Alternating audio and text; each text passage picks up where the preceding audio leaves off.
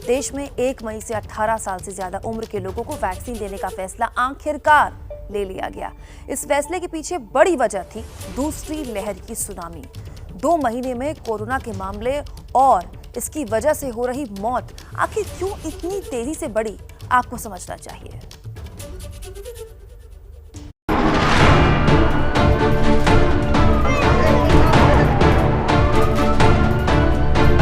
कम से कम मेरे बाप तो बच जाए, मेरी माँ भी नहीं है, हम अनाथ हो जाएंगे अगर बेड नहीं मिला हमें।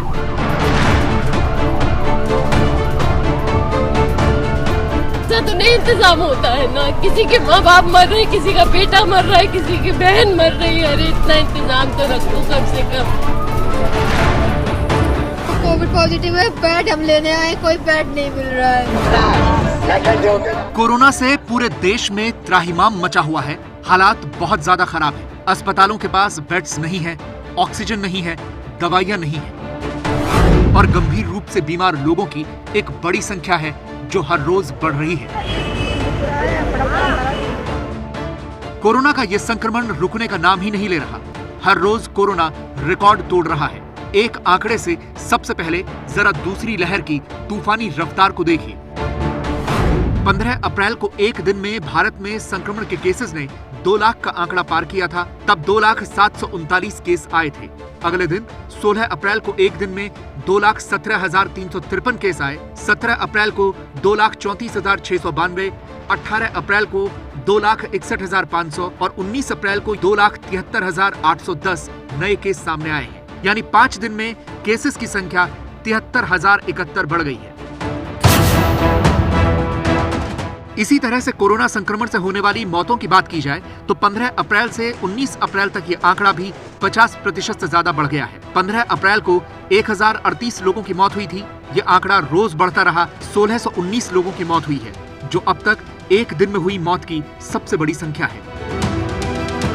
अगर कोरोना से होने वाली मौतों की बात करें तो सिर्फ 2 महीने के अंतराल में इनकी संख्या में 592% की बढ़ोतरी देखने को मिली है। फरवरी में भारत में कोविड से सिर्फ 2,672 लोगों की मौत हुई।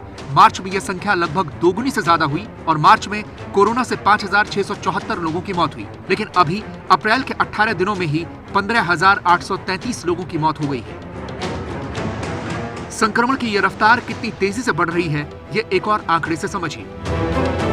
भारत में 1 करोड़ से 1 करोड़ 10 लाख केस होने में 65 दिन लगे। इसके बाद अगले 10 लाख केस 35 दिन में आए। फिर 1 करोड़ 20 लाख से 1 करोड़ 30 लाख होने में 10 दिन लगे। 1 करोड़ 30 लाख से 1 करोड़ 40 लाख होने में सिर्फ 6 दिन लगे और अब 1 करोड़ 40 लाख से 1.5 करोड़ केस होने में सिर्फ 5 दिन लगे हैं। इसीलिए अस्पतालों में कोहराम मचा हुआ है। अस्पतालों के बाहर लाइन लगाए लोग खड़े हैं जो भर्ती होना चाहते हैं या अपनों को भर्ती करवाना चाहते हैं, लेकिन जगह ही नहीं बची। पर सवाल यह है कि इस बार इतने ज्यादा केसेस क्यों आ रहे हैं? सरकार के मुताबिक ऐसा लोगों की लापरवाही से हो रहा है। सेकेंड वेव में क्योंकि पॉपुलेशन पूरी तरह से एक्टिव रही है, तो ऐसा जरूर लगता है जो पहले व्यक्ति थे वो कमरों में थे, घर में थे काफी हद तक और बाहर आए हैं। अब तो सरकार भी ये मान रही है कि यह वायरस भारत में एयरबॉर्न हो चुका है, यानी अब हवा के माध्यम से भी कोरोना फैल रहा है। इसीलिए ज्यादा सतर्क रहने की जरूरत है। आप भी उससे परिचित है कि एयरबोर्न का रोल ज्यादा है, सरफेसेस का कम है। ये डायनेमिक सिचुएशन है सीखने की और ये आगे बढ़ रही है।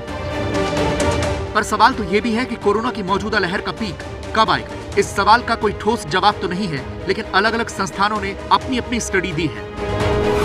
बेंगलुरु के इंडियन इंस्टीट्यूट ऑफ साइंस के मुताबिक 20 अप्रैल से 10 जून तक कोरोना केसेस में बढ़ोतरी देखने को मिलेगी।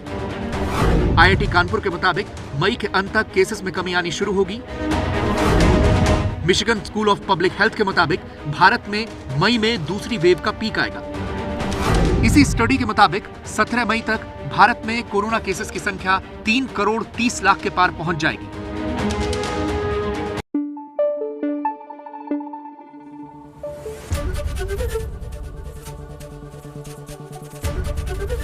ABP न्यूज आपको रखे आगे।